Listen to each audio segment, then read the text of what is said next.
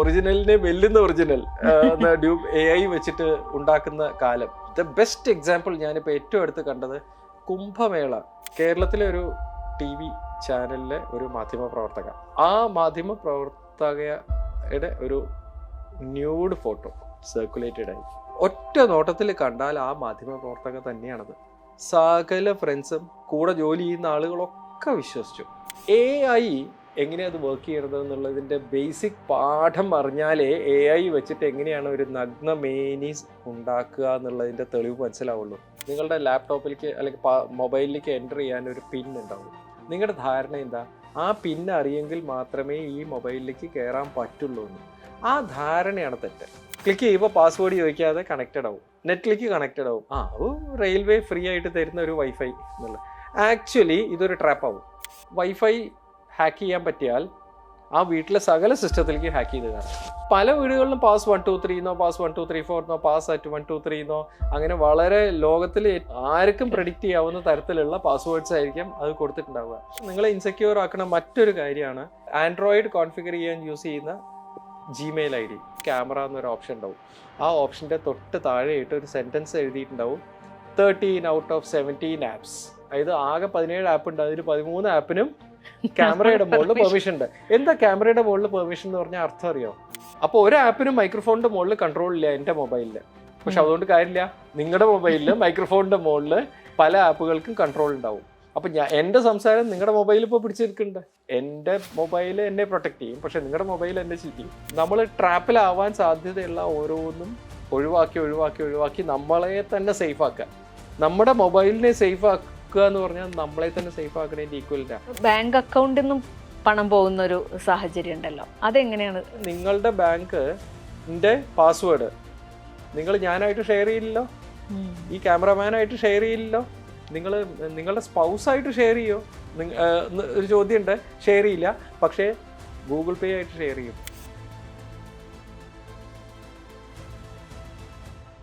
Digital അറസ്റ്റുകളുടെ കാലത്താണല്ലോ നമ്മൾ.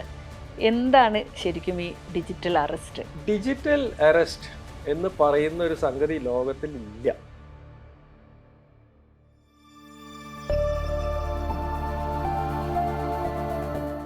Artificial ഇൻ്റലിജൻസിൻ്റെ കാലത്ത് നമ്മൾ പറയുന്ന നമ്മളൊന്നും ചെയ്യാതെ തന്നെ നമ്മുടെ ഒരു നഗ്ന വീഡിയോ ഒക്കെ ക്രിയേറ്റ് ചെയ്യാവുന്നൊരു കാലമാണ്. അത്തരം കാലഘട്ടത്തിൽ നമ്മളെങ്ങനെയാണ് നമ്മളെ പ്രൊട്ടക്റ്റ് ചെയ്ത് നിർത്തേണ്ടത്? ഇനിയത്തെ കാലത്ത് ഒരു പെൺകുട്ടിയുടെ നഗ്ന വീഡിയോ പുറത്തിറങ്ങി എന്ന് പറഞ്ഞു കഴിഞ്ഞാൽ അത് AI ആണോ ഒറിജിനൽ ആണോ എന്നുള്ള കാര്യത്തിൽ പ്രൂവ് ചെയ്യാൻ തന്നെ വലിയ പ്രശ്നമായിരിക്കും. ഒന്ന്, അങ്ങനെ പുറത്തിറങ്ങാനുള്ള സാധ്യത വളരെ കൂടിയിട്ടുണ്ട്, വളരെ കൂടുതലാണ്.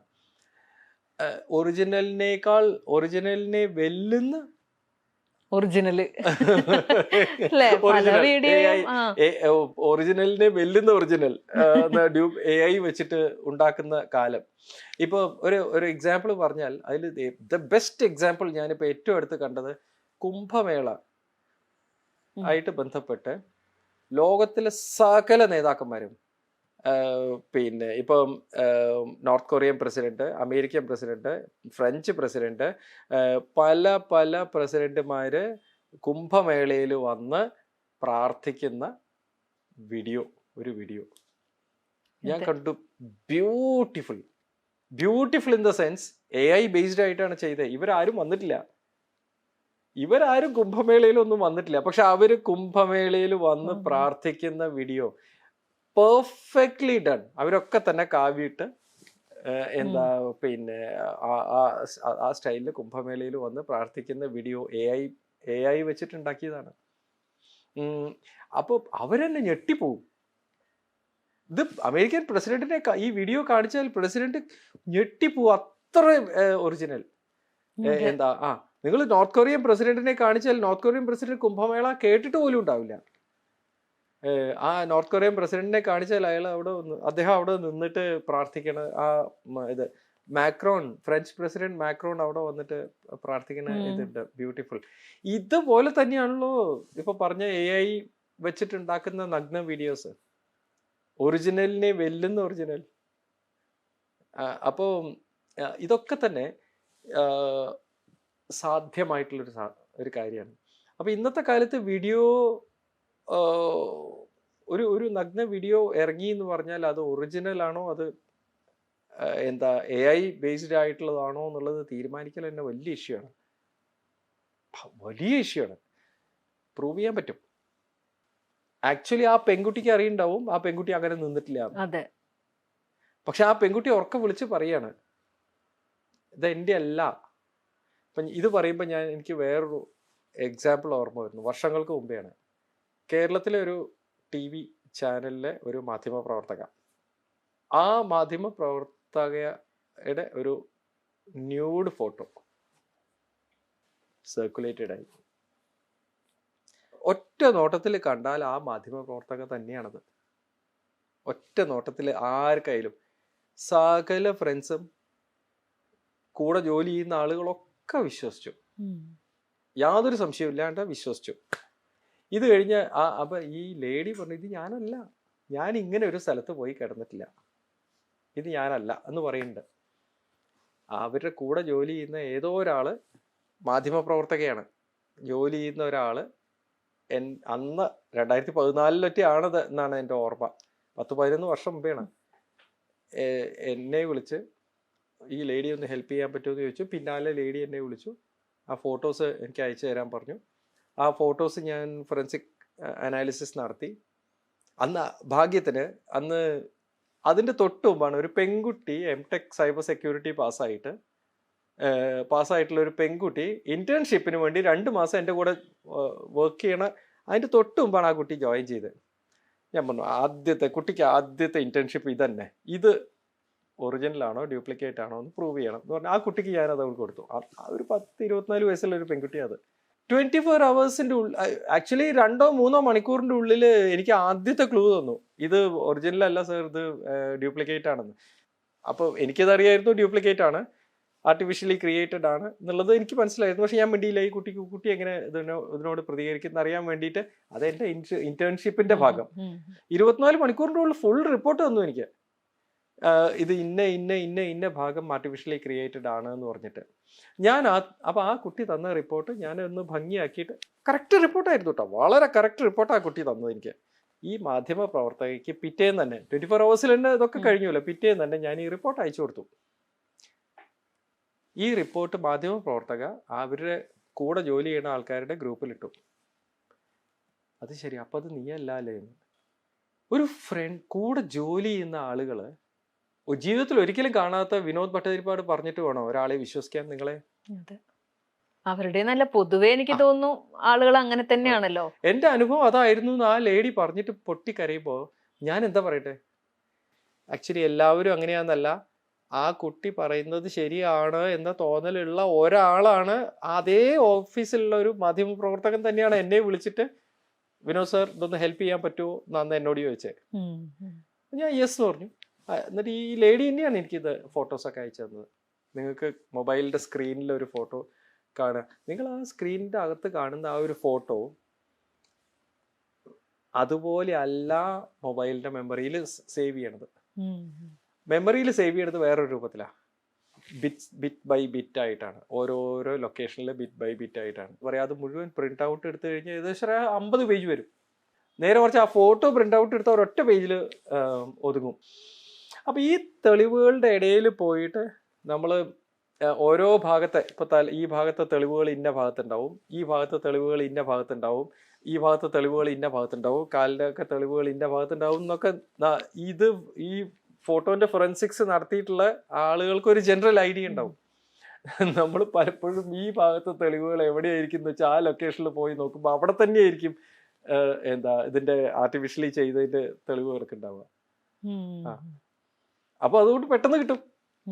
പക്ഷെ ഇപ്പം AI വെച്ചിട്ട് ചെയ്ത് കഴിഞ്ഞാൽ അങ്ങനെയല്ല അത് ചെയ്യുക. ഇത് പഴയ ടെക്നോളജിയാണ്. AI വെച്ചിട്ട് ചെയ്താൽ ഇങ്ങനെയല്ല തെളിവുകൾ വരും. അവിടെ എങ്ങനെയാന്ന് വെച്ച് കഴിഞ്ഞാൽ AI വെച്ചിട്ട് ചെയ്യുമ്പോൾ ഈ AI എങ്ങനെയാ അത് വർക്ക് ചെയ്യണത് എന്നുള്ളതിൻ്റെ ബേസിക് പാഠം അറിഞ്ഞാലേ AI വെച്ചിട്ട് എങ്ങനെയാണ് ഒരു നഗ്ന മേനീസ് ഉണ്ടാക്കുക എന്നുള്ളതിൻ്റെ തെളിവ് മനസ്സിലാവുള്ളൂ.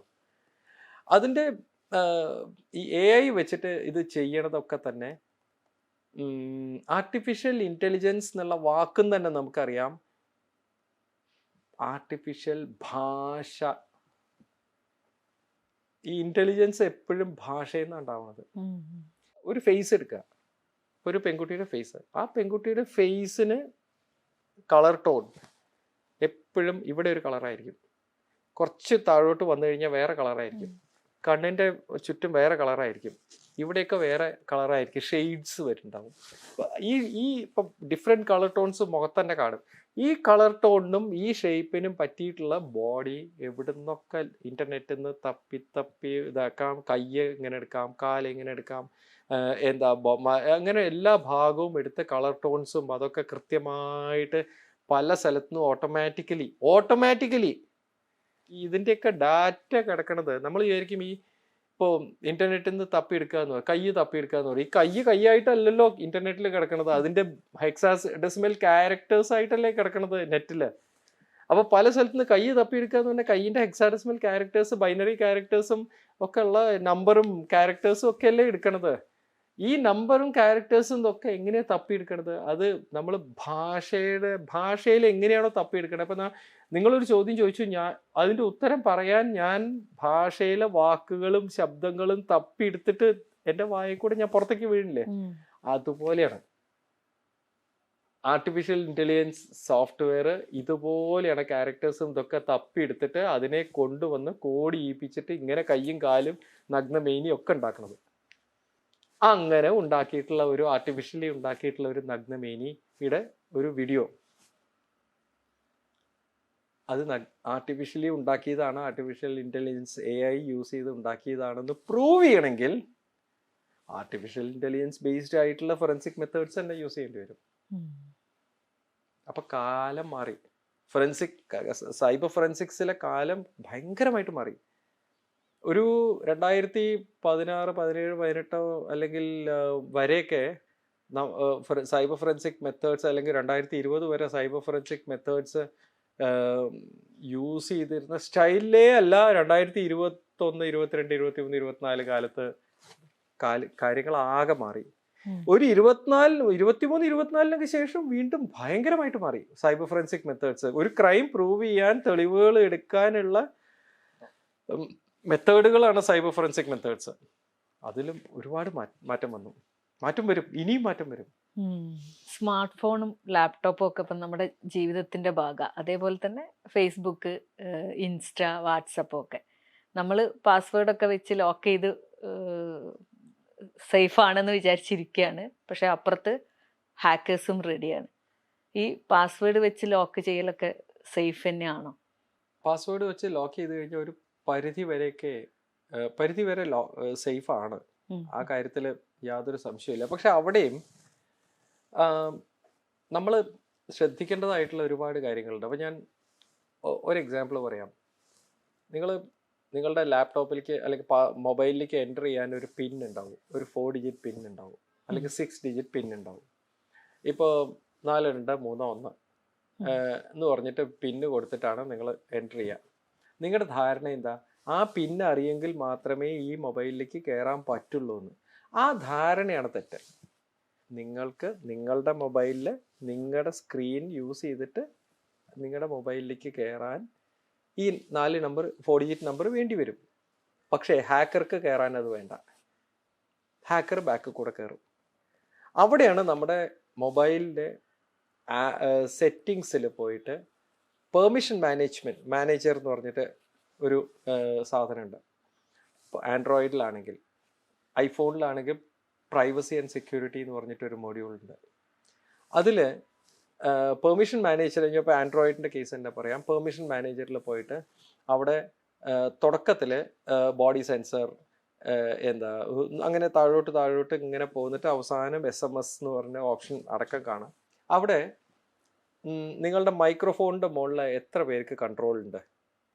അതായത് ഒരു എക്സാമ്പിൾ പറഞ്ഞാൽ, നിങ്ങൾ ഒരു പെർട്ടിക്കുലർ ബ്രാൻഡിനെ പറ്റിയിട്ട്, ഇപ്പോൾ താജ് ഹോട്ടൽസ് പറ്റി നമ്മൾ സംസാരിച്ചു കൊണ്ടിരിക്കുകയാണ്. നമ്മളിപ്പോൾ താജ് ഹോട്ടലിനെ പറ്റി എന്തോ ഒന്ന് പറഞ്ഞു.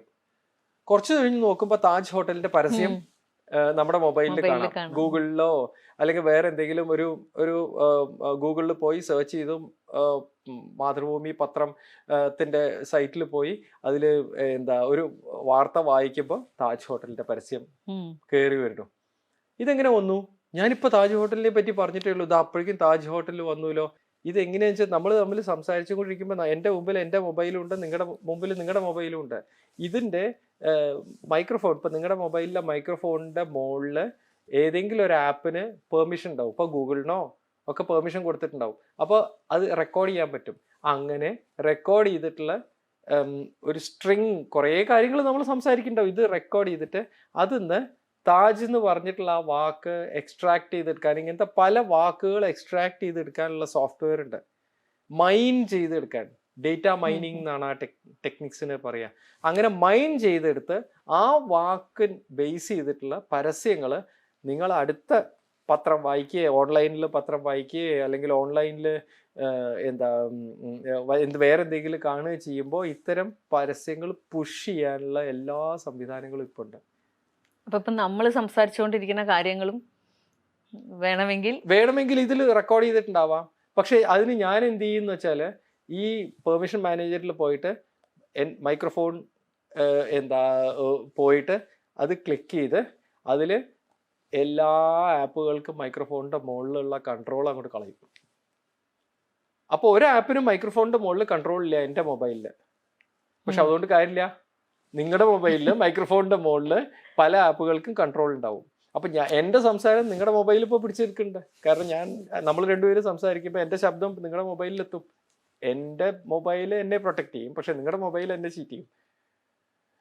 അപ്പം നിങ്ങളും പെർമിഷൻ മാനേജറിൽ പോയി മൈക്രോഫോണിന്റെ മുകളിൽ ആർക്കൊക്കെ പെർമിഷൻ കൊടുത്തിട്ടുണ്ടെന്ന് വെച്ചാൽ ആ പെർമിഷൻസ് ഒക്കെ അനാവശ്യ പെർമിഷൻസ് ഒക്കെ ഒഴിവാക്കണം. അനാവശ്യമല്ല, ആവശ്യമുള്ളത് അപ്പപ്പോൾ കൊടുക്കാനേ പാടുള്ളൂ. ആസ്ക് എവറി ടൈം, അങ്ങനെ കൊടുക്കുക. Ask every time. ഇപ്പം എപ്പോഴാണോ നമ്മുടെ മൊബൈലിലെ മൈക്രോഫോൺ നമ്മുടെ ശബ്ദം അല്ലെങ്കിൽ നമ്മളായിട്ട് സംസാരിച്ചു കൊണ്ട് നമ്മുടെ ചുറ്റുമുള്ള ആളുകളുടെ ശബ്ദം എപ്പോഴാണോ റെക്കോർഡ് ചെയ്യേണ്ടേ അപ്പോൾ മാത്രമേ റെക്കോർഡ് ചെയ്യാൻ പാടുള്ളൂ. അതിനുള്ള പർട്ടിക്കുലർ ആപ്പ് ഓപ്പൺ ചെയ്യുമ്പോൾ ആസ്ക് എവറി ടൈം എന്നുള്ള ഇത് വെച്ചിട്ട് നിങ്ങളുടെ മൈക്രോഫോണിൻ്റെ മുകളിൽ പെർമിഷൻ വേണം. ഇപ്പോൾ വീഡിയോ റെക്കോർഡർ ഓൺ ചെയ്യാണ്, ഇതിനകത്തുള്ള വീഡിയോ റെക്കോർഡർ ഓൺ ചെയ്യാണ്. അങ്ങനെ ഓൺ ചെയ്യുമ്പോൾ എനിക്ക് മൈക്രോഫോണിൻ്റെ മുകളിൽ പെർമിഷൻ വേണം എന്ന് ആ വീഡിയോ റെക്കോർഡർ നമ്മളോട് ചോദിക്കണം. അപ്പം നമ്മൾ ഇപ്പം മാത്രം എന്നുള്ള ആ ഓപ്ഷൻ നമ്മൾ ക്ലിക്ക് ചെയ്യും. അപ്പോൾ അത് ക്ലിക്ക് ചെയ്ത് കഴിഞ്ഞാൽ അപ്പം മാത്രം റെക്കോർഡ് ആവും. ഇങ്ങനെ മൈക്രോഫോണിന്റെ കേസ്.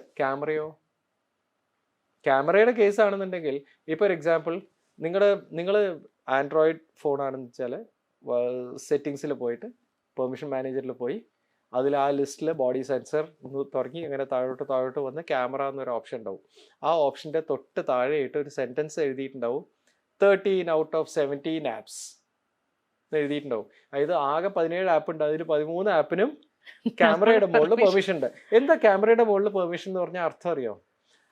ആ 13 ആപ്പുകൾ ഏതൊക്കെയാണെന്ന് അതിലൊന്ന് പ്രസ് ചെയ്താൽ മതി. അതിലൊന്ന് ക്ലിക്ക് ചെയ്ത് കഴിഞ്ഞാൽ 13 ആപ്പുകൾ ഡിസ്പ്ലേഡ് ആവും.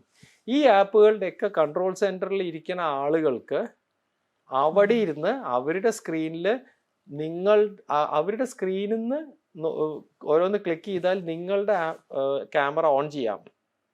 നിങ്ങളുടെ ക്യാമറ ഓൺ ചെയ്യുമ്പോൾ നിങ്ങളിപ്പോൾ ക്യാമറ മടിയിൽ വെച്ചിരിക്കുകയാണ്, ആ ക്യാമറ നിങ്ങളുടെ മുഖം അതിൽ വരുന്നുണ്ടെങ്കിൽ നിങ്ങൾ എന്തൊക്കെയാണ് ചെയ്യണേന്ന് അവിടെ ഇരുന്നിട്ട് അവർക്ക് കാണാം നിങ്ങളുടെ ക്യാമറ യൂസ് ചെയ്തിട്ട്.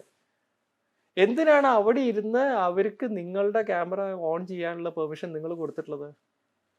നിങ്ങൾ ഈ മൊബൈൽ എടുത്തിട്ട് ഡ്രസ് ചേഞ്ചിങ് റൂമിൽ പോവും, വേറെ പല സ്ഥലത്തും പോവും, അവിടെയൊക്കെ ഈ ക്യാമറ അകലെ ഇരുന്നിട്ട് വല്ലവരും നിങ്ങളുടെ മൊബൈൽ ക്യാമറ ഓൺ ആക്കിയിട്ടുണ്ടോ എന്ന് നിങ്ങൾക്ക് എങ്ങനെ അറിയാൻ പറ്റും? എന്തിനാ നിങ്ങൾ ഈ 13 out of 17 ആപ്സിന് ഈ ക്യാമറയുടെ മുകളിൽ പെർമിഷൻ കൊടുത്തിട്ടുള്ളത്? അപ്പം നിങ്ങൾ അതിൽ പോയിട്ട് ക്ലിക്ക് ചെയ്തിട്ട് ആ 13 ആപ്പുകൾ ഏതൊക്കെയാണെന്ന് ലിസ്റ്റ് ചെയ്ത് അതിൽ ഓരോന്നിനായിട്ട് പെർമിഷൻ റിമൂവ് ചെയ്യുക. Ask every time. അല്ലെങ്കിൽ ഡോണ്ട് അലൗ, ഡിനൈ, ഇങ്ങനെയുള്ള ഓപ്ഷൻസ് അതിൽ കാണും. അത് ഡിനൈ ചെയ്തേക്കുക. അപ്പൊ ഈ അടുത്ത് ഒരു മുക്കം ഒരു പീഡന കേസ് നടന്നല്ലോ. ആ കേസിൽ ആ കുട്ടി ഗെയിം കളിച്ചുകൊണ്ടിരിക്കുമ്പം സൈറ്റോ ഓൺ ആയിരുന്നു. അതിന്റെ ക്യാമറയിൽ കിട്ടിയ തെളിവുകളാണ് ഇപ്പം ഈ പ്രതികൾക്കെതിരെ ഉപയോഗിച്ചിരിക്കുന്നത്. അതെങ്ങനെയെന്ന് പലരും ഇങ്ങനെ ഡിസ്കസ് ചെയ്യുന്നത് ഞാൻ കേട്ടിട്ടുണ്ടായിരുന്നു. അപ്പൊ അത് ഇങ്ങനെയാണ്, ആ സൈറ്റിൽ നമ്മൾ പെർമിഷൻ കൊടുത്തിട്ടുണ്ടാവും ക്യാമറയ്ക്ക്. അതെ, ക്യാമറയ്ക്ക് പെർമിഷൻ കൊടുത്തിട്ടുണ്ട്. ആ ക്യാമറ അത് റെക്കോർഡ് ചെയ്യും. ഇങ്ങനെ റെക്കോർഡ് ചെയ്ത് കഴിഞ്ഞാൽ ഇതൊക്കെ മൊബൈലിന്റെ മെമ്മറിയിൽ കാണും. അപ്പൊ ഒരു ആൻഡ്രോയിഡ് ഫോറൻസിക്സ് എന്നൊരു സാധനം ഉണ്ട്. സൈബർ ഫോറൻസിക്സിന്റെ ഭാഗമാണ് ആൻഡ്രോയിഡ് സിസ്റ്റത്തിന്റെ സൈബർ ഫോറൻസിക്സ്. അതാണ് ആൻഡ്രോയിഡ് ഫോറൻസിക്സ്. അത് വെച്ചിട്ട് അതിന്റെ ടൂൾസ് വെച്ചിട്ട് ആൻഡ്രോയിഡ് ഫോറൻസിക്സ് ചെയ്ത് കഴിഞ്ഞാൽ ഈ തെളിവ് പുറത്തു വരും. അങ്ങനെ പുറത്തു വന്ന തെളിവായിരിക്കും അത്. അപ്പൊ അത് എന്താ, അതുകൊണ്ട് അങ്ങനെ ഒരു ഗുണമുണ്ട്, ദോഷമുണ്ട്. റിമോട്ടായിട്ട് ഇരുന്നിട്ട് വല്ലവരും നിങ്ങളുടെ ക്യാമറ ഓൺ ആക്കുന്നുണ്ടോ എന്ന് നിങ്ങൾക്ക് അറിയില്ലെങ്കിൽ അതൊരു തരം ഇൻസെക്യൂരിറ്റി അല്ലേ. അപ്പൊ അത് ഇതറിയുമ്പോ നിങ്ങൾക്ക് ഇത് അറിയാത്തടത്തോളം കാലം പ്രശ്നമൊന്നും ഉണ്ടായിരുന്നില്ല. ഇപ്പൊ ഞാൻ പറഞ്ഞതോടുകൂടി നിങ്ങൾക്ക് പ്രശ്നമായി മാറി. ഞാൻ നോക്കിയിട്ടുണ്ട്, എന്റെ ഫോണിലെല്ലാ സൈറ്റിനും പെർമിഷൻ കൊടുത്തിട്ടുണ്ടാവും, ക്യാമറയും മൈക്രോഫോണും ഒക്കെ. അപ്പൊ നിങ്ങൾ ആ സെറ്റിംഗ്സിൽ പോയിട്ട് പെർമിഷൻ മാനേജറിൽ പോയിട്ട് ആ ലിസ്റ്റിൽ ക്യാമറ എടുത്തിട്ട് അതിൽ ക്ലിക്ക് ചെയ്ത് കഴിഞ്ഞാൽ ഏതൊക്കെ ആപ്പിന് ക്യാമറയുടെ മുകളിൽ പെർമിഷൻ, ക്യാമറ ഓൺ ചെയ്യാനും ഓപ്പറേറ്റ് ചെയ്യാനുള്ള പെർമിഷൻ ഉണ്ടെന്ന് നോക്കിയിട്ട് എല്ലാം ഡിനൈ ചെയ്ത് അങ്ങോട്ട് വയ്ക്കുക. അപ്പൊ നിങ്ങളുടെ സിസ്റ്റത്തിലുള്ള ഒരു ആപ്പിനും ക്യാമറയുടെ മുകളിൽ പെർമിഷൻ ഇല്ല. അവന് അത്രയും സേഫായി. ആർക്കും അകലെ ഇരുന്നിട്ട് നിങ്ങളുടെ ക്യാമറ ഓൺ ചെയ്യാൻ പറ്റില്ല. അതെ, നമ്മുടെ ഇപ്പം എന്താ പറയാ, മൊബൈൽ ഫോണും ലാപ്ടോപ്പും ഇപ്പം നമ്മുടെ ജീവിതത്തിന്റെ ഭാഗമാണല്ലോ. അപ്പൊ എങ്ങനെയാണ് നമ്മൾ അതിനെ സേഫ് ആയിട്ട് ഉപയോഗിക്കേണ്ടത് എന്നുള്ളതാണ്. അതാണ് ഈ പറഞ്ഞ കാര്യങ്ങളാണ്. ഇപ്പൊ ആൻഡ്രോയിഡിന്റെ കേസ് ആണെന്നുണ്ടെങ്കിൽ പെർമിഷൻ മാനേജറിൽ പോയിട്ട് അവിടെ നിങ്ങൾക്ക് ക്യാമറയുടെ മുകളിലുള്ള കൺട്രോൾസ് ഒക്കെ അങ്ങോട്ട് കളയാം. ആപ്പുകൾക്ക് ക്യാമറ ഓപ്പറേറ്റ് ചെയ്യാനുള്ള പെർമിഷൻ ഉണ്ടോ ഇല്ലേ അതൊക്കെ അങ്ങോട്ട് കളയാം. മൈക്രോഫോൺ ഓപ്പറേറ്റ് ചെയ്യാനുള്ള പെർമിഷൻ ഉണ്ടോ ഇല്ലേ ഒക്കെ അങ്ങോട്ട് കളയാം. അതുപോലെ SMS, നിങ്ങളുടെ ബാങ്കിന്റെ OTP വരുന്നത് SMS വഴിക്കല്ലേ. ബാങ്കിൽ നിന്ന് ഒരു 10,000 rupees ട്രാൻസ്ഫർ ചെയ്യുമ്പോൾ അതിന്റെ OTP വരുന്നത് SMS ആയിട്ടാണ്. ആ SMS റീഡ് ചെയ്യാനും ഡിലീറ്റ് ചെയ്യാനും പല ആപ്പുകൾക്കും പെർമിഷൻ കൊടുത്തിട്ടുണ്ടാവും. അപ്പം ആ ആപ്പിന്റെ കൺട്രോൾ സെന്ററിൽ ഇരിക്കുന്നവർക്ക് വേണമെന്നുണ്ടെങ്കിൽ നിങ്ങളുടെ ബാങ്ക് അക്കൗണ്ട് വിവരങ്ങൾ നിങ്ങളുടെ മൊബൈലിൽ കയറിയിട്ട് ഹാക്ക് ചെയ്ത് കയറി നിങ്ങളുടെ ബാങ്ക് അക്കൗണ്ട് ഡീറ്റെയിൽസ് എടുത്തിട്ട് നിങ്ങൾ മൊബൈലിൽ വെച്ചിട്ട് ബാങ്ക് ഓൺലൈൻ ട്രാൻസാക്ഷൻസ് ചെയ്യുമ്പോൾ ബാങ്കിങ് ഡീറ്റെയിൽസ് നിങ്ങൾ എൻ്റർ ചെയ്യുമല്ലോ, അത് ഹാക്ക് ചെയ്ത് കൊണ്ടുപോയി അവർക്ക് അവിടെ ഇരുന്നിട്ട്, ഹാക്കർക്ക് അവിടെ ഇരുന്നിട്ട് വേണമെങ്കിൽ നിങ്ങളുടെ ബാങ്ക് അക്കൗണ്ടിൽ കയറി ആ പാസ്വേഡൊക്കെ കൊടുത്ത് ട്രാൻസാക്ഷൻ നടത്തുമ്പോൾ OTP നിങ്ങളുടെ ബാങ്ക് മൊബൈലിലേക്ക് വരും. ആ വന്ന സാധനം ഈ OTP റീഡ് ചെയ്ത് ഓട്ടോമാറ്റിക്കലി വന്ന ഉടനെ തന്നെ റീഡ് ചെയ്യലും ഡിലീറ്റ് ചെയ്യലും ഒപ്പം കഴിയും. നിങ്ങൾക്ക് അറിയ പോലും ഇല്ല OTP വന്ന കാര്യം. റീഡ് ചെയ്യലും ഡിലീറ്റ് ചെയ്യലും കഴിയും. ആ സാധനം അത് അവിടെ എത്തും ചെയ്യും, ട്രാൻസാക്ഷൻ നടക്കും, പണം പോവും. നിങ്ങൾ പറയും OTP വന്നില്ല, എൻ്റെ ബാങ്കിൽ നിന്ന് 10,000 rupees പോയി. OTP വന്നിട്ടും ഉണ്ടാവും, ഡിലീറ്റ് ആയിട്ടും ഉണ്ടാവും, നിങ്ങൾ അറിഞ്ഞിട്ടേ ഉണ്ടാവില്ല. ഒരു സ്പ്ലിറ്റ് സെക്കൻഡ് കൊണ്ട് കഴിഞ്ഞിട്ടുണ്ടാവും. SMS-ന്റെ മുകളിൽ ആർക്കും പെർമിഷൻ വേണ്ട. മെസ്സേജ് എന്നുള്ള ആപ്പിന് മാത്രമേ SMS-ന്റെ മുകളിൽ പെർമിഷൻ കൊടുക്കാൻ പാടുള്ളൂ, ബാക്കി ആർക്കും കൊടുക്കരുത്. കാരണം മെസ്സേജ് എന്നുള്ള ആപ്പ് കൊണ്ടാണ് നമുക്ക് വരുന്ന SMS നമ്മൾ കാണുന്നത് ആണല്ലോ. മെസ്സേജിന്റെ മുകളിൽ ക്ലിക്ക് ചെയ്താലേ വന്ന SMS കാണുക. അപ്പൊ അതിന് മാത്രം കൊടുക്കുക, ബാക്കി ഒരു ആപ്പിനും കൊടുക്കരുത്. അങ്ങനെ ഓരോ നമ്മൾ ട്രാപ്പിലാവാൻ സാധ്യതയുള്ള ഓരോന്നും ഒഴിവാക്കി നമ്മളെ തന്നെ സേഫ് ആക്കുക. നമ്മുടെ മൊബൈലിനെ സേഫ് ആക്കുക എന്ന് പറഞ്ഞാൽ നമ്മളെ തന്നെ സേഫ് ആക്കണതിന്റെ ഈക്വലിറ്റാ. ഇത് ആൻഡ്രോയിഡിന്റെ കേസിൽ മാത്രമാണ് പറഞ്ഞത്, മൊബൈലിന്റെ. ഇതേമാതിരി ഐഫോണിനും ഉണ്ട് ഇതേമാതിരി ഫെസിലിറ്റി. ഇതേപോലെ ഫെസിലിറ്റി ലാപ്ടോപ്പിലും ചെയ്യാം. അങ്ങനെ നമ്മൾ യൂസ് ചെയ്യുന്ന കമ്പ്യൂട്ടറും നമ്മൾ യൂസ് ചെയ്യുന്ന മൊബൈലും ഒക്കെ ഇങ്ങനെ പ്രൊട്ടക്റ്റഡ് ആക്കി വെച്ച് നമ്മൾ നമ്മുടെ സിസ്റ്റത്തിനെയും സെക്യൂർഡ് ആക്കുക, നമ്മളെയും സെക്യൂർഡ് ആക്കുക. ഇതേ വഴിയുള്ളൂ. പലപ്പോഴും നമ്മൾ പബ്ലിക് വൈഫൈ ഒക്കെ യൂസ് ചെയ്യുന്നത് അത് സുരക്ഷിതമാണോ? പബ്ലിക് വൈഫൈ ഒരിക്കലും യൂസ് ചെയ്യരുത്. ലോകത്തിലെ ഏത് റെയിൽവേ സ്റ്റേഷനിൽ ചെന്ന് കഴിഞ്ഞാലും ആ റെയിൽവേ സ്റ്റേഷൻ്റെ പേരിൽ ചില വൈഫൈ കാണും. ഇപ്പം നമ്മൾ പിന്നെ നമുക്ക് നെറ്റ് യൂസ് ചെയ്യണം, ഡേറ്റ ഇല്ല, അപ്പോൾ ഫ്രീ വൈഫൈ ഉണ്ടോ എന്ന് നോക്കും. അപ്പോൾ വൈഫൈ നോക്കിക്കഴിഞ്ഞാൽ സ്കാൻ ചെയ്ത് കഴിഞ്ഞാൽ വൈഫൈയുടെ ഒരു ലിസ്റ്റ് വരും. അതിൽ കാണാം ഇപ്പോൾ ആ ലോക്കൽ റെയിൽവേ സ്റ്റേഷൻ്റെ പേര് പറഞ്ഞിട്ടൊരു വൈഫൈ കാണാം. അപ്പോൾ നമ്മൾ വിചാരിക്കും അത് റെയിൽവേ തരുന്ന ഫ്രീ വൈഫൈ ആണെന്ന് വിചാരിച്ച് ഒന്ന് ക്ലിക്ക് ചെയ്ത് നോക്കും. ക്ലിക്ക് ചെയ്യുമ്പോൾ പാസ്വേഡ് ചോദിക്കാതെ കണക്റ്റഡ് ആവും, നെറ്റിലേക്ക് കണക്റ്റഡ് ആവും. അത് റെയിൽവേ ഫ്രീ ആയിട്ട് തരുന്ന ഒരു വൈഫൈ എന്നുള്ളത്. ആക്ച്വലി ഇതൊരു ട്രാപ്പ് ആവും. പുറത്ത് ഏതെങ്കിലും ഒരു ക്രിമിനല് ഈ റെയിൽവേ സ്റ്റേഷൻ്റെ പേരിൽ അയാൾ അവിടെ ഒരു സിസ്റ്റം ഓപ്പൺ ചെയ്തിട്ടുണ്ടാവും. നിങ്ങൾ നെറ്റിലേക്ക് കയറുന്നത് അയാളുടെ സിസ്റ്റത്തിൽ കൂടിയാണ് നിങ്ങൾ നെറ്റിലേക്ക് കയറുന്നത്. അപ്പം നിങ്ങൾ ചിലപ്പോൾ നെറ്റിൽ കയറിയിട്ട് നിങ്ങൾ പലതും സെർച്ച് ചെയ്യും. അപ്പം ഇതിൻ്റെ സിഗ്നൽസ് ഒക്കെ പോണത് അയാളുടെ സിഗ്നൽ ഇത് കൂടിയാണ് നെറ്റിലേക്ക് കയറി പോണത്. തിരിച്ച് ഒരു പാലം ഇട്ടാൽ അങ്ങോട്ട് മാത്രമല്ല ഇങ്ങോട്ടും കയറാം. അപ്പോൾ ക്രിമിനലിന് നിങ്ങളുടെ സിസ്റ്റത്തിലേക്ക് കയറാൻ ഒരു വഴി. അയാൾ നിങ്ങളുടെ സിസ്റ്റത്തിൽ ഹാക്ക് ചെയ്ത് കയറിയിട്ട് കുറേ ഡേറ്റ എടുത്തു കൊണ്ടുപോകും, പലതും എടുത്തു കൊണ്ടുപോകും. ഇനി അല്ലാന്ന് വെച്ച് കഴിഞ്ഞപ്പോൾ നിങ്ങൾ ബാങ്കിങ് വല്ലതും അപ്പോൾ ആ നേരത്തെ ചെയ്യുകയാണെന്നുണ്ടെങ്കിൽ അതിൻ്റെ പാസ്വേഡ് കാര്യങ്ങളൊക്കെ അയാൾക്ക് കിട്ടും. അപ്പോൾ ഒരിക്കലും ഫ്രീ ആയിട്ട് കിട്ടുന്ന വൈഫൈ ഒരിക്കലും യൂസ് ചെയ്യരുത്. ഹോട്ടൽ വൈഫൈ, റെയിൽവേ സ്റ്റേഷനിലെ വൈഫൈ, അങ്ങനെ ഫ്രീ ആയിട്ട് കിട്ടുന്ന വൈഫൈകൾ യൂസ് ചെയ്യരുത്. ട്രാപ്പ് ആവാം. 10ൽ 9 ട്രാപ്പ് ആയിരിക്കില്ല. പക്ഷെ ആ 1 കൂടെയാണ് നമ്മൾ കയറണേന്ന് വെച്ചാൽ ട്രാപ്പ് ആവും, നമ്മൾ കൊടുക്കും ചെയ്യും. നമ്മുടെ സിസ്റ്റം കോംപ്രമൈസ്ഡ് ആവും. അങ്ങനെയാ അതിന് പറയാ. നമ്മുടെ സിസ്റ്റം കോംപ്രമൈസ്ഡ് ആവും. കോംപ്രമൈസ്ഡ് ആയ പിന്നെ നമ്മുടെ ഇമെയിൽ ഹാക്കായി പോവും, ഇൻസ്റ്റഗ്രാം ഹാക്കായി പോവാം, അല്ലെങ്കിൽ ഫേസ്ബുക്ക് അക്കൗണ്ട് ഹാക്കായി പോവാം, അല്ലെങ്കിൽ പിന്നെ ജിമെയിൽ ഹാക്ഡ് പോവാം, അല്ലെങ്കിൽ യാഹൂ മെയിൽ ഹാക്ഡ് പോവാം, അല്ലെങ്കിൽ ഗൂഗിൾ പേ അതായിട്ട് ഹാക്ഡ് പോവാം. ഇങ്ങനെ എവിടെ എന്താ സംഭവിക്കാന്ന് പിന്നെ പറയാൻ പറ്റില്ല. ഇത് മൊബൈൽ ഡാറ്റയും വൈഫൈയും ഓൺ ആണെങ്കിൽ മാത്രമല്ലേ സംഭവിക്കുള്ളൂ? ബ്ലൂടൂത്ത് ഓൺ ആണെങ്കിലോ? പലപ്പോഴും ആളുകൾ ബ്ലൂടൂത്ത് ഡിവൈസസ് യൂസ് ചെയ്യാൻ വേണ്ടിയിട്ട് ഇപ്പോൾ ഇയർഫോൺ ബ്ലൂടൂത്തിലാവും കണക്ട് ചെയ്തിട്ടുണ്ടാവുക. ഇല്ലെങ്കിൽ വേറെ പല കാര്യങ്ങളും. ഇപ്പോൾ ചിലപ്പോൾ പ്രിന്റേഴ്സ്, ഇപ്പോൾ നമ്മുടെ മൊബൈലിൽ നിന്ന് ഒരു സാധനം പ്രിന്റ് ചെയ്യണം എന്ന് വിചാരിക്കുക. പ്രിന്ററിലുള്ള ബ്ലൂടൂത്ത് നമ്മൾ ഇതിലേക്ക് കണക്ട് ചെയ്യും.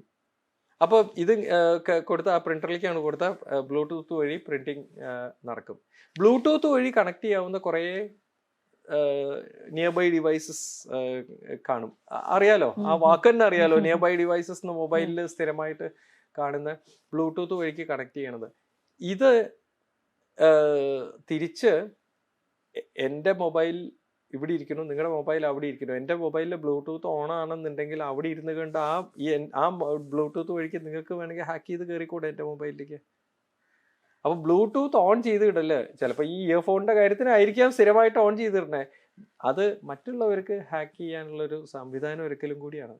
ഇപ്പോൾ ജിമെയിൽ യൂസ് ചെയ്യുമ്പോൾ ജിമെയിലിൽ ഒരു ലോഗ് ഔട്ട് ഓപ്ഷൻ ഉണ്ട്. ആ ലോഗ് ഔട്ട് ഓപ്ഷൻ കൊടുത്തതിന് ശേഷമേ ജിമെയിലിൽ നിന്ന് പുറത്ത് വരാൻ പാടുള്ളൂ. അതുപോലെ ഫേസ്ബുക്ക് യൂസ് ചെയ്യുക, ഇൻസ്റ്റഗ്രാം യൂസ് ചെയ്യുമ്പോൾ അതിലൊരു സൈൻ ഔട്ട് ഓപ്ഷൻ ഉണ്ട്. അത് ക്ലിക്ക് ചെയ്തതിന് ശേഷമേ പുറത്ത് വരാൻ പാടുള്ളൂ. അല്ലാതെ ഇത് നമ്മൾ ജിമെയിൽ യൂസ് ചെയ്തു, അയക്കാനുള്ളതൊക്കെ അയച്ചു, നേരെ ഹോം സ്ക്രീനിലേക്ക് ഇങ്ങോട്ട് വരരുത്. അതിലൊരു പിന്നെ ലോഗ് ഔട്ട് ഓപ്ഷൻ ഉണ്ട്. അത് ക്ലിക്ക് ചെയ്തിട്ട് അതിന് ശേഷം സൈൻ ഔട്ട് ആയി എന്ന് ഉറപ്പ് വരുത്തണം. ആ സൈൻ ഔട്ട് സ്ക്രീൻ വന്നതിന് ശേഷമേ പുറത്ത് വരാൻ പാടുള്ളൂ. ഇപ്പോൾ ഇപ്പോൾ വീട്ടിലെ വൈഫൈ 24 മണിക്കൂർ ഓൺ ആയിരിക്കും. ഈ നമ്മുടെ സിസ്റ്റംസ് ഒക്കെ ആ വൈഫൈയിലേക്ക് കണക്റ്റഡ് ആവും. നമ്മുടെ ലാപ്ടോപ്പ് നമ്മുടെ വീട്ടിലെ വൈഫൈയിലേക്ക് കണക്റ്റഡ് ആവും. ഓട്ടോമാറ്റിക്കലി വീട്ടിൽ ചെല്ലുമ്പോൾ തന്നെ അതിലേക്ക് അങ്ങോട്ട് കണക്റ്റഡ് ആവും. നമ്മുടെ മൊബൈലൊക്കെ ഓട്ടോമാറ്റിക്കലി കണക്റ്റഡ് ആവും. അപ്പോൾ ഈ വൈഫൈ ഹാക്ക് ചെയ്യാൻ പറ്റിയാൽ ആ വീട്ടിലെ സകല സിസ്റ്റത്തിലേക്ക് ഹാക്ക് ചെയ്ത് കയറാം. ഈ വൈഫൈ ഹാക്ക് ചെയ്യുക എന്ന് പറഞ്ഞാൽ ആ വൈഫൈക്ക് ഒരു പാസ്വേഡ് ഉണ്ടാവും. അത് പല വീടുകളിലും പാസ് 123 എന്നോ പാസ് 1234 എന്നോ പാസ് at 123 എന്നോ അങ്ങനെ വളരെ ലോകത്തിൽ ആർക്കും പ്രെഡിക്റ്റ് ചെയ്യാവുന്ന തരത്തിലുള്ള പാസ്വേഡ്സ് ആയിരിക്കും അത് കൊടുത്തിട്ടുണ്ടാവുക. അല്ലെങ്കിൽ ആ വീട്ടിൽ ഏതെങ്കിലും ഒരാളുടെ പേരും ഡേറ്റും ഇയർ ഓഫ് ബർത്തും വെച്ചിട്ട് ഒരു കോമ്പിനേഷനിലൊക്കെ ആയിരിക്കാം. പലപ്പോഴും പ്രെഡിക്റ്റ് ചെയ്യാവുന്ന തരം പാസ്വേഡ്സ് ആയിരിക്കും വൈഫൈക്ക് കൊടുത്തിട്ടുണ്ടാവുക. അപ്പോൾ ബെറ്റർ എന്താന്ന് വെച്ചാൽ സ്ട്രോങ് ആയിട്ടുള്ള ഒരു പാസ്വേഡ് വൈഫൈക്ക് എപ്പോഴും, വീട്ടിലെ വൈഫൈക്കോ ഓഫീസിലെ വൈഫൈക്കോ ഒക്കെ വളരെ സ്ട്രോങ് ആയിട്ടുള്ള പാസ്വേഡ്, ഈസി ആയിട്ട് പ്രെഡിക്റ്റ് ചെയ്യാൻ പറ്റാത്ത തരം സ്ട്രോങ് ആയിട്ടുള്ള പാസ്വേഡ് കൊടുക്കുക. 1. 2, ആവശ്യം കഴിഞ്ഞാൽ വൈഫൈ ഓഫ് ചെയ്തേക്കുക വീട്ടിൽ. അതൊരു ശീലമാക്കുക. രാത്രി കിടക്കുമ്പോഴെങ്കിലും വൈഫൈ ഓഫ് ചെയ്യലൊരു ശീലമാക്കുക. എന്താ രാവിലെ എന്താ ആവശ്യം ഉണ്ടാകുമ്പോൾ ഓൺ ചെയ്യുക. ആവശ്യം കഴിഞ്ഞപ്പോൾ വീട്ടിൽ നിന്ന് എല്ലാവരും പൂട്ടി പുറത്തിറക്കുമ്പോൾ വാട്ടർ ഹീറ്റർ സ്വിച്ച് ഓഫ് ചെയ്തു, ഫാനിൻ്റെ സ്വിച്ച് ഓഫ് ചെയ്തു, ലൈറ്റ് സ്വിച്ച് ഓഫ് ചെയ്തു. അതുപോലെ വൈഫൈയുടെ സ്വിച്ച് ഓഫ് ചെയ്യാനുള്ള ഒരു ടെൻഡൻസി വരിക. വൈഫൈ ഓഫ് ചെയ്തിട്ടൊക്കെയാണ്, ആവശ്യമില്ലാത്ത സമയത്ത് വൈഫൈ ഓഫ് ചെയ്യുക. ഇപ്പം ഞാൻ ഫോൺ യൂസ് ചെയ്യുന്നു, ഇപ്പം എൻ്റെ ഫോൺ ഇവിടെ ഇരിക്കുന്നു, ഇപ്പം ഇരിക്കുമ്പോൾ ഡേറ്റ ഓണല്ല, വൈഫൈ ഓണല്ല. എന്താണെന്ന് വെച്ചാൽ ഞാൻ ഈ ഫോൺ യൂസ് ചെയ്യുന്നില്ല. ഞാൻ യൂസ് ചെയ്യാത്ത സമയത്ത് ഡേറ്റ ഓഫ് ചെയ്തിട്ടും വൈഫൈ ഓഫ് ചെയ്തിട്ടും ബ്ലൂടൂത്ത് ഓഫ് ചെയ്തിട്ടും ലൊക്കേഷൻ ഓഫ് ചെയ്തിട്ടും യൂസ് ചെയ്യാത്ത സമയത്ത് എനിക്ക് ഇവിടുന്ന് ഇറങ്ങിയിട്ട് പിന്നെ ഒരു സ്ഥലത്ത് എത്തണം, വഴി അറിയില്ല, അപ്പോൾ നാവിഗേറ്റർ ഇടണം, അപ്പോൾ മാത്രം ലൊക്കേഷൻ ഓൺ ചെയ്യും. അവിടെ ചെന്ന് കാറ് നിർത്തിയാൽ ആദ്യത്തെ ജോലി മൊബൈൽ എടുക്കും, ലൊക്കേഷൻ ഓഫ്. അതുപോലെ എന്തെങ്കിലും ഒരു ആവശ്യത്തിന് പിന്നെ ഡേറ്റ വേണം, ഡേറ്റ ഓൺ ചെയ്യും, ആവശ്യം കഴിഞ്ഞാൽ ഉടനെ ഫസ്റ്റ് ജോബ് ഡേറ്റ ഓഫ്. ഇതേപോലെ തന്നെയാണ് ഈ ക്ലോസ് ഓൾ എന്ന് പറഞ്ഞിട്ടൊരു ഫീച്ചർ എല്ലാ മൊബൈലിലും ഉണ്ട്. ഇപ്പം നമ്മൾ ഹോം സ്ക്രീൻ എടുത്തു കഴിഞ്ഞാൽ ഇങ്ങനെ ഹോം സ്ക്രീൻ എടുത്തു കഴിഞ്ഞാൽ ഹോം സ്ക്രീനിൻ്റെ ലെഫ്റ്റ് സൈഡിൽ ഇവിടെ ഒരു 3 വര കാണാം. ഇപ്പോൾ ആൻഡ്രോയിഡ് ഫോണാണെന്നുണ്ടെങ്കിൽ ഒരു 3 വര കാണാം. ഈ 3 വരയിൽ ക്ലിക്ക് ചെയ്ത് കഴിഞ്ഞാൽ നമ്മൾ ഇതുവരെ യൂസ് ചെയ്തിരുന്ന ഏതൊക്കെ ആപ്പുകളാണ് യൂസ് ചെയ്തിരുന്നത് എന്നുള്ള ഒരു ലിസ്റ്റ് കാണാം. ഈ ആപ്പുകളൊക്കെ ഇപ്പോഴും യൂസിലാണ്. ഞാനിപ്പോൾ ഒരു കാര്യം നോക്കാൻ വേണ്ടിയിട്ട് 2 മിനിറ്റ് മുമ്പെയാണ് ഈ ആപ്പുകളൊന്ന് ഓൺ ചെയ്തത്. അപ്പോൾ ആ ആപ്പുകളിൽ നിന്ന് ഞാൻ പുറത്തു വന്നു, ഞാൻ വീണ്ടും സംസാരിക്കാൻ തുടങ്ങി അല്ലേ. ഈ സംസാരിക്കാൻ തുടങ്ങുമ്പോഴും എൻ്റെ വിചാരം എന്താ, ഞാനിപ്പോൾ ആപ്പ് യൂസ് ചെയ്യണില്ല എന്നല്ലേ. പക്ഷേ കേട്ടോ, ഈ ലിസ്റ്റിൽ ഈ 3 ആപ്പും ഇപ്പോഴും യൂസിലാ. അപ്പോൾ ഈ ആപ്പുകൾക്ക് എൻ്റെ മൈക്രോഫോണിൻ്റെ മുകളിൽ പെർമിഷൻ ഉണ്ടെങ്കിലോ, ഞാനിപ്പോൾ പറഞ്ഞ കാര്യങ്ങളൊക്കെ ഈ ആപ്പ് റെക്കോർഡ് ചെയ്തില്ലേ? കാരണം ആപ്പ് യൂസിലാപ്പോൾ. അതിന് ഞാൻ എന്താണ് ചെയ്യേണ്ടത്? ഇവിടെ താഴെ ഒരു ക്ലോസ് ഓൾ എന്ന് പറഞ്ഞിട്ട് ചില സ്ഥലത്ത് ഒരു ഇൻറ്റു മാത്രമായിരിക്കും, ചില സ്ഥലത്ത് ക്ലോസ് ഓൾ എന്ന് പറഞ്ഞ ഓപ്ഷൻ ഉണ്ടാവും. ഇവിടെ ഞാൻ കൊടുത്താൽ എല്ലാം ക്ലോസ് ആവും. അപ്പോൾ ഞാൻ എല്ലാ ആപ്പുകളെയും ഉറക്കി കിടത്തി, ആക്റ്റീവായിട്ടുള്ള ആപ്പുകളെയൊക്കെ ഉറക്കി കിടത്തി. അപ്പോൾ പിന്നെ ആർക്കും എൻ്റെ മൈക്രോഫോൺ ആ ആപ്പുകൾക്ക് എന്തൊക്കെ പെർമിഷൻ ഉണ്ടോ അതിനെയൊക്കെ ഞാൻ ഡിസേബിൾ ചെയ്തു. ഇപ്പോൾ ഡിജിറ്റൽ അറസ്റ്റുകളുടെ കാലത്താണല്ലോ നമ്മൾ. എന്താണ് ശരിക്കും ഈ ഡിജിറ്റൽ അറസ്റ്റ്? ഡിജിറ്റൽ അറസ്റ്റ് എന്ന് പറയുന്ന ഒരു സംഗതി ലോകത്തിൽ ഇല്ല. അത് ക്രിമിനൽസ് ഉണ്ടാക്കിയെടുത്തിട്ടുള്ള ഒരു വാക്കാണത്. അവര് നിങ്ങളെ വിളിച്ചിട്ട് നിങ്ങൾ ഡിജിറ്റൽ അറസ്റ്റിലാണ് എന്ന് പറഞ്ഞാൽ തിരിച്ച് നിങ്ങളുടെ വായിൽ എന്താണോ തോന്നണത്, എത്ര വൃത്തികേടായിട്ടുള്ള ഒരു വാക്കാണോ തോന്നണത്, ആ വാക്ക് തിരിച്ചു പറഞ്ഞോളൂ, ഒരു പ്രശ്നമില്ല. കാരണം ഡിജിറ്റൽ അറസ്റ്റ് എന്ന് പറഞ്ഞ ഒരു വാക്കില്ല. നിങ്ങളെ ഡിജിറ്റൽ അറസ്റ്റിൽ ഇരുത്താൻ ഒരാൾക്കും സാധ്യമല്ല. CBIക്കും സാധ്യമല്ല, പോലീസിനും സാധ്യമല്ല, ഇന്റലിജൻസിനും സാധ്യമല്ല. ലോകത്തിൽ ഒരു ശക്തിക്ക് നിങ്ങളെ ഡിജിറ്റൽ അറസ്റ്റിൽ ഇരുത്താൻ സാധ്യമല്ല. പക്ഷെ ഇപ്പം ഒരുപാട് പേര് ട്രാപ്പിലായി. ഡിജിറ്റൽ അറസ്റ്റിലാണ് എന്ന് വെച്ചിട്ട് ഇതൊരു സീരിയസ് ആയിട്ടുള്ള ഒഫൻസ് ആണ് എന്ന് വിചാരിച്ചിട്ട് പലരും കോടിക്കണക്കിന് രൂപയൊക്കെയാണ് പേ ചെയ്തിട്ടുള്ളത്. അപ്പൊ എന്തോ അവർക്ക് നഷ്ടപ്പെടാനോ അല്ലെങ്കിൽ പേടിക്കാനോ എന്തോ ഉണ്ട്, അവരങ്ങനെ പലതും ചെയ്തു വെച്ചിട്ടുണ്ട്, വളഞ്ഞ വഴിക്ക് കുറെ പണം ഉണ്ടാക്കി വെച്ചിട്ടുണ്ട് എന്നൊക്കെയാണല്ലോ അതിന്റെ അർത്ഥം. അതിൻ്റെ ഒരു ഷെയർ ആണല്ലോ കൊടുത്തിട്ട് ഈ കേസിൽ നിന്ന് ഊരാൻ വേണ്ടിയിട്ട് അവർ നോക്കണം. ആക്ച്വലി അങ്ങനെ ഒരു കേസ് തന്നെ ഇല്ല. ഡിജിറ്റൽ അറസ്റ്റ് എന്ന് പറഞ്ഞ ഒന്നില്ല. അത് പറയുന്ന ആളുകൾ പറയുന്ന കുറെ കേസുകൾ ഉണ്ടാവും. ഇന്ന കേസ് നിങ്ങളുടെ പേരിൽ ഇന്നതുണ്ട്, ഇപ്പോൾ നിങ്ങളുടെ പേരിൽ നിങ്ങളുടെ ആധാർ നമ്പർ ഇതല്ലേ? അതെ. പാൻ കാർഡ് നമ്പർ ഇതല്ലേ? അതെ. നിങ്ങളുടെ പേരിൽ ഒരു പാക്കറ്റ് ബോംബെയിൽ നിന്ന് ബാങ്കോക്കിലേക്ക് അയച്ചിട്ടുണ്ട്, അതിൽ ഇത്ര MDMA ഉണ്ട്, അത് ഞങ്ങൾ പിടിച്ചെടുത്തിട്ടുണ്ട്. ഞാൻ ബോംബെയിൽ നിന്ന് ഒന്നും അയച്ചിട്ടില്ല, ഞാൻ കൊച്ചിയിലാണുള്ളത്, ബോംബെയിലല്ല ഉള്ളത്, ഞാൻ ബോംബെയിൽ നിന്ന് അയച്ചിട്ടില്ല. പക്ഷെ നിങ്ങളുടെ പേരിലാണ് അയച്ചിട്ടുള്ളത്, ഇതല്ലേ ആധാർ നമ്പർ, ഇതല്ലേ pan card number? Aadhaar number ശരിയാണ്, പാൻ കാർഡ് എന്നാൽ നിങ്ങളുടെ പേരിലാണ് അയച്ചിട്ടുള്ളത്, അത് MDMA ആണ്, പിടിച്ചിട്ടുണ്ട്, നിങ്ങൾ ഇപ്പോൾ ഡിജിറ്റൽ അറസ്റ്റിലാണ് എന്നൊക്കെ പറഞ്ഞ് കേസിൻ്റെ കാര്യങ്ങളൊക്കെ പറഞ്ഞതിന് ശേഷം ഇന്ന് വേണമെങ്കിൽ രക്ഷപ്പെടുത്താം, ഇത്ര രൂപ എന്ന് പറയുമ്പോൾ അറിയാതെ കൊടുത്തു പോകുന്ന കുറേ മണ്ടന്മാര് അല്ലെങ്കിൽ മണ്ടികൾ. ലോകത്തില്. ഇങ്ങനെ ഈസി ആയിട്ട് ആളുകളെ മണ്ടന്മാരും മണ്ടികളും ആക്കാൻ പറ്റും എന്നുള്ളത് ഈ ക്രിമിനൽസ് പ്രൂവ് ചെയ്യാണ്. എനിക്ക് അത്ഭുതം തോന്നുന്നു, ഇത്രയും പഠിച്ചിട്ടുള്ള ആൾക്കാർ ഈ ലിസ്റ്റില്. ഞാൻ ഇങ്ങനത്തെ ഒരുപാട് പേരുടെ ലിസ്റ്റ് എനിക്ക് എൻ്റെ കയ്യിലുണ്ട്, ഒരുപാട് പേരുടെ ലിസ്റ്റ്. എല്ലാവരും very well educated, very well employed, ഒരുപാട് പണം ഉണ്ടാക്കിയവര്. ഈ അടുത്തൊരു ജഡ്ജി വരെ പെട്ടു. ഈ ഡിജിറ്റൽ അറസ്റ്റ് എന്നൊന്നും ഇല്ല ലോകത്തില്. എല്ലാവരും മണ്ടന്മാരും മണ്ടികളും അല്ല. അതിന്ന് രക്ഷപ്പെട്ട ആളുകൾ എന്നെ വിളിക്കാറുണ്ട്. എങ്ങനെയെങ്കിലും അവർ രക്ഷപ്പെട്ടിട്ടുണ്ടാവും. രക്ഷപ്പെട്ട് കഴിഞ്ഞാൽ അവരുടെ മനസ്സിൽ ഈ തട്ടിപ്പാണോ എന്നുള്ള തോന്നൽ വെച്ചിട്ടാണ് അത് സ്റ്റോപ്പ് ചെയ്തത്. സർ, ആക്ച്വലി അത് തട്ടിപ്പാണോ അതോ ഒറിജിനൽ ആയിരുന്നോ, എൻ്റെ പേരിൽ അങ്ങനെ ഒരു കേസ് ഉണ്ടാവുമോ, അത് ആക്ച്വലി ഇന്ന് പറഞ്ഞിട്ട് അവരെന്നെ വിളിക്കുക. അപ്പം ഞാൻ ഇവരോട് സ്റ്റെപ്പ് ബൈ സ്റ്റെപ്പായിട്ട് എല്ലാ ക്വസ്റ്റ്യൻ ചോദിച്ചിട്ട് ആ കറക്റ്റ് സ്ഥലത്ത് എത്തുമ്പോൾ അവിടെയാണ് ഇവർക്ക് ക്ലിക്ക് ചെയ്തതെന്ന് പറയുമ്പോൾ ഇങ്ങനെയാണ് ഇവരുടെ ബുദ്ധി പ്രവർത്തിച്ചത് എന്നാണ് എൻ്റെ നല്ല ബുദ്ധി. ഇവരുടെ നല്ല ബുദ്ധി, ഇവരുടെ വിവേകം അവിടെയാണ് പ്രവർത്തിച്ചത്. അത് പ്രവർത്തിക്കാത്ത ഒരുപാട് ആളുകൾ ട്രാപ്പിലാവുകയും ചെയ്യും. ആ വിവേകം കറക്റ്റ് സമയത്ത് പ്രവർത്തിച്ച്. അപ്പം ഞാൻ ഇവരോട് ചോദിക്കും, ഈ വിവേകം ഇന്ന സമയത്ത് എങ്ങനെ നിങ്ങളുടെ മനസ്സിൽ, അതെങ്ങനെയോ സർ ആ നേരത്തെ അങ്ങനെ ചോദിക്കാൻ തോന്നി, അതിൽ ഞാൻ രക്ഷപ്പെട്ടു. ഇപ്പൊ ബാങ്ക് അക്കൗണ്ടിൽ നിന്നും പണം പോകുന്ന ഒരു സാഹചര്യം ഉണ്ടല്ലോ, അതെങ്ങനെയാണ് സംഭവിക്കുന്നത്? ബാങ്ക് അക്കൗണ്ടിൽ നിന്ന് പണം പോവുക എന്ന് പറഞ്ഞാൽ അതിന്റെ അർത്ഥം നിങ്ങളുടെ ബാങ്ക് ഓൺലൈൻ ട്രാൻസാക്ഷനുള്ള പാസ്വേഡ്. അപ്പോൾ അത് ഓൺലൈൻ ട്രാൻസാക്ഷൻ ഒരു യൂസർ നെയിം പാസ്വേഡ് ഉണ്ടാവും. ഈ പാസ്വേഡ് നിങ്ങൾ എവിടെയെങ്കിലും സേവ് ചെയ്ത് വെക്കുകയോ അല്ലെങ്കിൽ ഗൂഗിൾ പേയിൽ എന്താ നിങ്ങൾ ചെയ്യണത്, ഗൂഗിൾ പേ കോൺഫിഗർ ചെയ്യുമ്പോൾ ബാങ്കിന്റെ പാസ്വേഡ് കൊടുത്തിട്ടാണ് കോൺഫിഗർ ചെയ്യണത്. അതായത് നിങ്ങളുടെ ബാങ്കിന്റെ പാസ്വേഡ് ഞാനായിട്ട് ഷെയർ ചെയ്യില്ലല്ലോ, ഈ ക്യാമറമാനായിട്ട് ഷെയർ ചെയ്യില്ലല്ലോ, നിങ്ങളുടെ സ്പൗസായിട്ട് ഷെയർ ചെയ്യോ? ഒരു ചോദ്യമുണ്ട്. ഷെയർ ചെയ്യില്ല, പക്ഷേ ഗൂഗിൾ പേ ആയിട്ട് ഷെയർ ചെയ്യും. ഗൂഗിൾ പേയുടെ കൺട്രോൾ സെന്ററിലുള്ള എഞ്ചിനീയർമാർക്ക് അത് ഈ പാസ്വേഡ് അവർക്കറിയാം. അവർക്കത് അവരുടെ അഡ്മിൻ ഫീച്ചേഴ്സ് നോക്കുമ്പോൾ നിങ്ങളുടെ ബാങ്കിന്റെ പാസ്വേഡ് അവർക്ക് കാണാം. ഗൂഗിൾ പേ ആയിട്ട് ഷെയർ ചെയ്യുക എന്ന് പറഞ്ഞാൽ ഗൂഗിൾ പേ എന്നുള്ള കമ്പനി എവിടെയാണോ, അമേരിക്കയിലാണോ എവിടെയാണെന്ന് നിങ്ങൾക്ക് അറിയില്ല. അതിന്റെ കൺട്രോൾ സെന്ററിൽ ഇരിക്കുന്ന എഞ്ചിനീയേഴ്സ് ആരൊക്കെയാണെന്ന് നിങ്ങൾക്ക് അറിയില്ല. പക്ഷെ അവരൊക്കെ ആയിട്ട് ഷെയർ ചെയ്യാൻ നിങ്ങൾ തയ്യാറാണ്. ബാങ്ക് അക്കൗണ്ട് പാസ്വേഡ് ഏതെങ്കിലും നിലയ്ക്ക് കോംപ്രമൈസ്ഡ് ആയി കഴിഞ്ഞാൽ ബാങ്കിൽ നിന്ന് പണം പോകും. ഒന്ന്.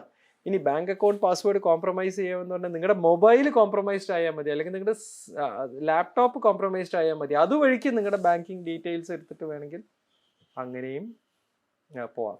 ഇപ്പോൾ ഒരു എക്സാമ്പിൾ പറയട്ടെ, ഞാൻ ഈ പറയുന്നുണ്ട്. നിങ്ങൾക്ക് എന്തെങ്കിലും തരത്തിൽ ഇപ്പം നിങ്ങൾ മാധ്യമ പ്രവർത്തക, നിങ്ങൾക്ക് ഏറ്റവും താല്പര്യമുള്ള മാധ്യമത്തിൽ അല്ലെങ്കിൽ ന്യൂസ് റിലേറ്റഡ് ചില കാര്യങ്ങൾ ഒരു 1 ലൈൻ, ആ ന്യൂസിനെ പറ്റിയിട്ട് ഒരു ലൈനിൽ വരും.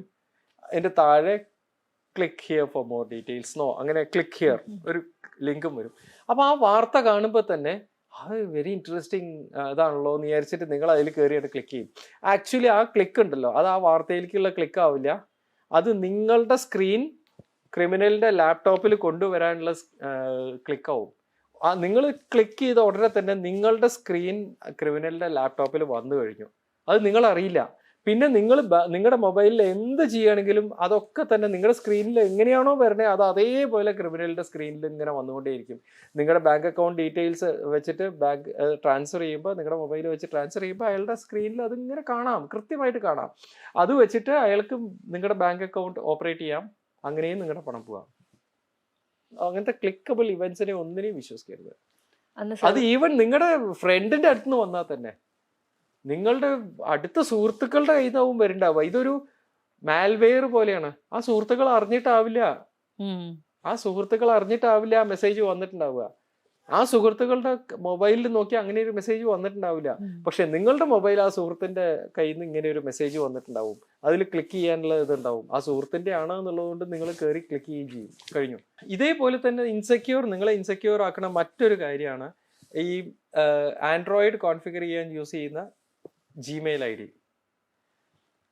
ആൻഡ്രോയിഡ് ഇപ്പോൾ നിങ്ങളുടെ മൊബൈലിൽ ആൻഡ്രോയിഡ് കോൺഫിഗർ ചെയ്യണം, അല്ലെങ്കിൽ ആപ്പിൾ ഐഫോൺ കോൺഫിഗർ ചെയ്യണം. കോൺഫിഗർ ചെയ്യുന്ന സമയത്ത് ഇമെയിൽ ID ചോദിക്കും. അപ്പോൾ സാധാരണ ഇമെയിൽ ഐ ഡി ചോദിച്ചു കഴിഞ്ഞാൽ നിങ്ങൾ സ്ഥിരമായിട്ട് യൂസ് ചെയ്യുന്ന ഇമെയിൽ ഐ ഡി കൊടുക്കും. അത് കൊടുത്തിട്ട് അത് കോൺഫിഗർ ചെയ്യും. അപ്പോൾ ആ ആൻഡ്രോയിഡോ അല്ലെങ്കിൽ ഐഫോണോ ആ ഇമെയിൽ ഐ ഡി വെച്ചിട്ട് കോൺഫിഗർഡ് ആയി. ഇങ്ങനെ കോൺഫിഗർഡ് ആയി കഴിഞ്ഞാൽ ഈ ഇമെയിൽ ഐ ഡി ഓപ്പൺ ആയിട്ട് കിടക്കും, സ്ഥിരമായിട്ട് ഓപ്പൺ ആയി കിടക്കും. അതായത് ലോഗിൻ ആയിട്ട് കിടക്കും, ലോഗ് ഔട്ട് ആവില്ല, അത് ലോഗിൻ ആയിട്ട് അങ്ങനെ കിടക്കും. ഇങ്ങനെ ലോഗിൻ ആയിട്ട് കിടക്കുന്നുണ്ടോ, ലോഗ് ഔട്ട് ആവാതെ കിടക്കുന്നുണ്ടോ എന്നറിയാൻ ഏറ്റവും ഇപ്പോൾ ആൻഡ്രോയിഡിലാണെങ്കിൽ ഏറ്റവും നല്ല മാർഗ്ഗം, നിങ്ങൾ ജിമെയിൽ, ആൻഡ്രോയിഡിൽ ഒരു ജിമെയിൽ എന്നൊരു ഓപ്ഷൻ കാണും, അതിലങ്ങോട്ട് ക്ലിക്ക് ചെയ്യുക. ക്ലിക്ക് ചെയ്ത ഉടൻ തന്നെ പാസ്വേഡ് ഒന്നും ചോദിക്കാതെ നിങ്ങളുടെ ഇൻബോക്സ് അങ്ങോട്ട് വരും. നോർമലി അത് വരാൻ പാടില്ല. പാസ്വേഡ് ചോദിച്ചിട്ട് യൂസർ നെയിം പാസ്വേഡ് ഒക്കെ കൊടുത്തിട്ട് ജിമെയിലിൽ കയറിയിട്ടേ ഇൻബോക്സ് വരാൻ പാടുള്ളൂ. ജിമെയിൽ അക്കൗണ്ട് ഹാക്ക് ചെയ്താൽ അതുവഴി ഫോണിലെ ബാക്കി കാര്യങ്ങളൊക്കെ ഹാക്ക് ചെയ്യാൻ എളുപ്പമാണ്. ഏതെങ്കിലും ഒരു വാതിൽ ഓപ്പൺ ചെയ്ത് കിട്ടിയാൽ മതി, നിങ്ങളുടെ ഫോണിലേക്ക് ഒരു ബ്ലാക്ക് ഡോർ ഓപ്പൺ ചെയ്ത് കിട്ടിയാൽ മതി, അതുവഴിക്ക് ബാക്കിയൊക്കെ ഹാക്ക് ചെയ്യാൻ പറ്റും, അല്ലെങ്കിൽ നിങ്ങളെ ബ്ലാക്ക് മെയിൽ ചെയ്യാൻ പറ്റും. കാരണം ജിമെയിൽ ഹാക്ക് ചെയ്ത് കഴിഞ്ഞാൽ ജിമെയിലിന്റെ പാസ്വേഡ് അങ്ങോട്ട് മാറ്റാം. അപ്പൊ നിങ്ങൾക്ക് ജിമെയിലേക്ക് കിടക്കാൻ പറ്റില്ല. പിന്നെ ഇത്ര രൂപ തന്നാൽ അത് തരാം എന്നുള്ള അങ്ങനെ വേണമെങ്കിൽ ചെയ്യാം, അല്ലെങ്കിൽ വേറെ എന്തെങ്കിലും വഴിക്ക് നിങ്ങളെ ബ്ലാക്ക് മെയിൽ ചെയ്യാം. പലതും ഒരു മൊബൈൽ കോൺഫിഗർ ചെയ്യുമ്പോൾ, അതായത് ആൻഡ്രോയിഡ് ആദ്യമായിട്ട് കോൺഫിഗർ ചെയ്യുക അല്ലെങ്കിൽ ഐഫോൺ ആദ്യമായിട്ട് കോൺഫിഗർ ചെയ്യുക ചെയ്യുമ്പോൾ ഇമെയിൽ അഡ്രസ്സ് ആദ്യം തന്നെ ചോദിച്ചു കഴിഞ്ഞാൽ അവിടെ നിങ്ങൾ സ്ഥിരമായിട്ട് യൂസ് ചെയ്യുന്ന ഇമെയിൽ അഡ്രസ്സ് കൊടുക്കരുത്. അവിടെ അതിനായിട്ടൊരു ഇമെയിൽ അഡ്രസ്സ് ഉണ്ടാക്കുക. ആ ഇമെയിൽ അഡ്രസ്സ് കൊടുത്തിട്ട് അതുകൊണ്ട് കോൺഫിഗർ ചെയ്തേക്കാം. കോൺഫിഗർ ചെയ്ത് കഴിഞ്ഞാൽ ആ ഇമെയിൽ അഡ്രസ്സ് തുറന്നു കിടക്കും. പിന്നെ ആ ഇമെയിൽ അഡ്രസ്സ് ഒരു കാരണവശാലും മറ്റൊരു കാര്യത്തിന് യൂസ് ചെയ്യാനേ പാടില്ല, കമ്മ്യൂണിക്കേഷന് യൂസ് ചെയ്യാൻ പാടില്ല. ആ ഇമെയിൽ അഡ്രസ്സ് വെച്ചിട്ട് നിങ്ങൾ വേറൊരാൾക്ക് ഇമെയിൽ അയക്കുകയും അല്ലെങ്കിൽ തിരിച്ചിങ്ങോട്ട് അയക്കുകയും ഒന്നും ചെയ്യരുത്. വേറൊരാൾക്കും ആ ഇമെയിൽ അഡ്രസ്സ് കൊടുക്കരുത്, കമ്മ്യൂണിക്കേഷന് യൂസ് ചെയ്യരുത്. നിങ്ങളുടെ original email address, communication use ചെയ്യുന്ന ഇമെയിൽ അഡ്രസ്സ് എവറി ടൈം നിങ്ങൾ ലോഗിൻ ചെയ്യും. നിങ്ങളുടെ ആവശ്യം കഴിഞ്ഞാൽ ഉടനെ ലോഗ് ഔട്ട് പ്രസ് ചെയ്ത് പുറത്ത് വരും. അപ്പോൾ അത് ലോഗിൻ ആയിട്ട് കിടക്കുകയില്ല. എപ്പോഴും ആവശ്യം കഴിഞ്ഞാൽ ഉടനെ ലോഗ് ഔട്ട് ആയിട്ട് കിടക്കും. അങ്ങനെ ജിമെയിലിനെ സെക്യൂർഡ് ആക്കി നിലനിർത്താൻ ഉള്ള ഒരു മേജർ വഴിയാണ് അതിനെ ആൻഡ്രോയിഡ് കോൺഫിഗർ ചെയ്യാൻ യൂസ് ചെയ്യാതിരിക്കുക, ഐഫോൺ കോൺഫിഗർ ചെയ്യാൻ യൂസ് ചെയ്യാതിരിക്കുക. അവിടെ നിങ്ങൾക്ക് ഒരു പ്രശ്നം, ഒറ്റ ക്ലിക്കിൽ നിങ്ങളുടെ ജിമെയിലിൽ എത്താൻ പറ്റില്ല എന്നുള്ളതാണ്. അവിടെ യൂസർ നെയിം കൊടുക്കണം, പാസ്വേഡ് കൊടുക്കണം എന്നുള്ളതാണ്. ഈ പാസ്വേഡ് ഓർത്തിരിക്കാൻ ബുദ്ധിമുട്ടെന്നാണ് പലരും പറയാം. പക്ഷേ മെമ്മറി റീഫ്രഷ് എന്ന് പറഞ്ഞ സാധനം ഉണ്ട് നമ്മുടെ. ഇപ്പൊ ഞാൻ ഡെയിലി രാവിലെ ഉച്ചയ്ക്കും വൈകുന്നേരം ഓർക്കുന്ന ഒരു കാര്യം അത് മറക്കില്ല. ഇപ്പൊ ഒരു പാസ്വേഡ് അത് ഞാൻ ഇന്ന് രാവിലെ എൻ്റെ ഈ ജിമെയിലിൻ്റെ പാസ്വേഡ് ഞാനത് ടൈപ്പ് ചെയ്ത് രാവിലെ അകത്ത് കയറി അതൊക്കെ കണ്ട് അവിടുന്ന് പുറത്ത് വന്നു. ഉച്ചയ്ക്ക് വീണ്ടും അത് നോക്കുമ്പോൾ വീണ്ടും ഇത് ടൈപ്പ് ചെയ്യണോ, ഇങ്ങനെ 2-3 തവണയാണ് ഞാനൊരു ദിവസം എൻ്റെ ജിമെയിൽ പാസ്വേഡ് ടൈപ്പ് ചെയ്യണത്. ഇത് മറക്കില്ല. നേരെ മറിച്ച് ഇത് സ്ഥിരമായിട്ട് ലോഗിൻ ചെയ്ത് കിടക്കുകയാണെന്നുണ്ടെങ്കിൽ അവസാനമായിട്ട് ഈ പാസ്വേഡ് ടൈപ്പ് ചെയ്തത് എന്നാണ്, അതൊരു 6 മാസം മുമ്പേ മറന്നുപോയി. മറക്കും. ഈ ഡെയിലി റിപ്പീറ്റ് ചെയ്യുന്ന സാധനം മറക്കില്ല. അപ്പോൾ പാസ്വേഡ് 2-3 പാസ്വേഡ് ഓർത്തിരിക്കുക എന്നുള്ളത് ഒരു ബുദ്ധിമുട്ടുള്ള കാര്യമൊന്നുമല്ല. 2-3 എണ്ണത്തിൽ കൂടുതൽ ഓർത്തിരിക്കുക എന്നുള്ളത് ചിലപ്പോൾ ബുദ്ധിമുട്ടായിരിക്കാം. പക്ഷെ 2-3 പാസ്വേഡ് വരെയൊക്കെ ഓർത്തിരിക്കുക എന്നുള്ളത് ഒരു ബുദ്ധിമുട്ടുള്ള കാര്യമല്ല. അത് ഡെയിലി ഓപ്പറേറ്റ് ചെയ്യണ ഇതാണെന്നുണ്ടെങ്കിൽ, പ്രത്യേകിച്ചും ഡെയിലി ഓപ്പറേറ്റ് ചെയ്യണതാണെന്നുണ്ടെങ്കിൽ പാസ്വേഡ് ഓർത്തിരിക്കൽ ഒരു ബുദ്ധിമുട്ടല്ല. പാസ്വേഡ് ഓർത്തിരിക്കുന്ന ബുദ്ധിമുട്ടാണ് എന്ന് പറഞ്ഞിട്ട് ലോഗ് ഔട്ട് ചെയ്യാതെ ഇടുമ്പോൾ അതിൻ്റെതായിട്ടുള്ള റിസ്ക് ഉണ്ട്. ലൈഫ് മൊബൈലിന് മാത്രമല്ല സ്വന്തം ലൈഫ് അടക്കം റിസ്കി ആക്കുകയാണ്. കുട്ടികൾ ഇൻവോൾവ് ആയിട്ടുള്ള ഏതെങ്കിലും ഡിജിറ്റൽ ക്രൈമുകളുടെ അന്വേഷണത്തിന്റെ ഭാഗമായിട്ടുണ്ടോ? കുട്ടികൾ ഇൻവോൾവ് ആയിട്ടുള്ള ക്രൈംസ് അന്വേഷണത്തിന്റെ ഭാഗം എന്ന് പറയാൻ വയ്യ, അത് പോലീസാണല്ലോ ചെയ്യാം. പക്ഷെ അത് എൻ്റെ അടുത്ത് വന്നിട്ടുണ്ടോ അങ്ങനെയെന്ന് ചോദിച്ചു കഴിഞ്ഞാൽ ഉണ്ട്. ഒരു 14 വയസ്സ് 15 വയസ്സുള്ള കുട്ടി സ്വന്തം പോർണോഗ്രാഫിക് വീഡിയോ മറ്റുള്ളവർക്ക് കൊടുത്തിട്ടുള്ള ഒരു ഇത് വന്നിട്ടുണ്ട്. അത് പിന്നീട് പോലീസ് തന്നെയാണ് അത് ഹാൻഡിൽ ചെയ്തത്. ഞാൻ അവരോട് പോലീസിൽ പോകാൻ പറഞ്ഞ് കൃത്യമായിട്ട് അതിൻ്റെ അതൊക്കെ എടുത്ത് പോലീസ് അത് കൃത്യമായിട്ട് ചെയ്തു. കുട്ടികൾ ഇൻവോൾവ് ആവുന്ന ഡിജിറ്റൽ ക്രൈമുകൾ എന്തൊക്കെയാ? കാര്യമായിട്ട് ഈ അവർക്ക് ഇപ്പോൾ ഒരു എക്സാമ്പിൾ പറഞ്ഞാൽ, ഈ ഹാക്കിങ് എങ്ങനെ ഹാക്ക് ചെയ്യണം ഇതൊക്കെ നെറ്റിൽ നിന്ന് പഠിക്കാൻ പറ്റും. ഉം. ആക്ച്വലി ഹാക്കിംഗ് മെത്തഡോളജി നമ്മൾ യൂണിവേഴ്സിറ്റിയുടെ സൈബർ സെക്യൂരിറ്റിയുടെ എംടെക് സൈബർ സെക്യൂരിറ്റിയുടെ സിലബസ് എടുത്തു കഴിഞ്ഞാൽ ഹാക്കിംഗ് പഠിപ്പിക്കുന്നുണ്ട്. എംടെക് ലെവലിലൊക്കെ അല്ലെങ്കിൽ MSc കമ്പ്യൂട്ടർ സയൻസ് ലെവലിലൊക്കെ തന്നെ ഹാക്കിംഗ് പഠിപ്പിക്കുന്നുണ്ട്. അപ്പോൾ അതൊരു റോങ് ആയിട്ടുള്ള കാര്യമല്ല. പക്ഷെ അവിടെ സിസ്റ്റമാറ്റിക് ആയിട്ടാണ് പഠിപ്പിക്കുന്നത്, സയന്റിഫിക് ആയിട്ടാണ് പഠിപ്പിക്കുന്നത്. 14, 15, 16 വയസ്സുള്ള കുട്ടികൾ ഈ ഹാക്കിംഗ് മുഴുവൻ പഠിച്ചെടുത്തിട്ട് അവര് ഹാക്ക് ചെയ്യും. അവർക്ക് അറിയില്ല അവർ തങ്ങൾ ചെയ്യണത് ഒരു റോങ് ആയിട്ടുള്ള കാര്യമാണെന്നും. ഇത് എത്തിക്കൽ ഹാക്കിംഗ് എന്നൊരു പേരും കൊടുക്കും ഇതിന്. അപ്പൊ എത്തിക്കൽ അല്ലേ, അപ്പോൾ ചെയ്യാലോ, എത്തിക്കൽ എന്നുള്ള വാക്കുണ്ടല്ലോ, അപ്പൊ ചെയ്യാലോ എന്നുള്ള നിലയ്ക്കാണ് അവർ ചെയ്യുക. ഈ എത്തിക്കൽ ഹാക്കിംഗ് എന്ന് പറഞ്ഞാൽ ചെയ്യണത് അൺഎത്തിക്കൽ ആണെങ്കിലോ, അപ്പോൾ അതിന്റെ തെളിവുകളൊക്കെയായി അതൊരു ക്രിമിനൽ കേസിലേക്ക് ചെന്ന് കഴിഞ്ഞാൽ ഇവര് അറസ്റ്റിൽ പോകും. അങ്ങനത്തെ പല കേസസും ഉണ്ട്. അത് അധികവും അത്തരം കാര്യങ്ങൾ ചെയ്യാൻ ആൺകുട്ടികളാ റിസ്ക് എടുക്കുക. പെൺകുട്ടികൾ അത്രയും റിസ്ക് എടുത്തിട്ട് ഞാൻ കണ്ടിട്ടില്ല. ആൺകുട്ടികൾ വളരെയധികം കുട്ടികൾ 14, 15, 16 വയസ്സുള്ള കുട്ടികൾ എത്തിക്കൽ ഹാക്കിങ്ങിലേക്ക് പോയി ഇതൊക്കെ പഠിച്ചെടുത്ത് ഹാക്ക് ചെയ്ത് 100-ൽ 99 ചിലപ്പോൾ പിടിക്കപ്പെടില്ല, പക്ഷെ ഒരാളൊക്കെ പിടിക്കപ്പെടുക ഇടയ്ക്ക്. ആ പിടിക്കപ്പെടുന്ന കാര്യം ഈ 99 തൊട്ട് അറിയൂല പലപ്പോഴും. അപ്പൊ എന്തായി, താൻ പിടിക്കപ്പെടുന്നില്ല, തന്റെ സുഹൃത്ത് പിടിക്കപ്പെട്ടില്ല, ഈ സുഹൃത്ത് പിടിക്കപ്പെട്ടില്ല, പിന്നെ പ്രശ്നമൊന്നുമില്ല, ചെയ്യാലോ എന്ന് വിചാരിക്കും. പക്ഷെ ഹാക്കിംഗ് ഒരിക്കലും ചെയ്യരുത്. ഹാക്ക് ചെയ്തതിന്റെ തെളിവുകൾ അവശേഷിപ്പിക്കപ്പെടും. അത് ക്രിമിനൽ കുറ്റമായി മാറിയാൽ ജയിലിൽ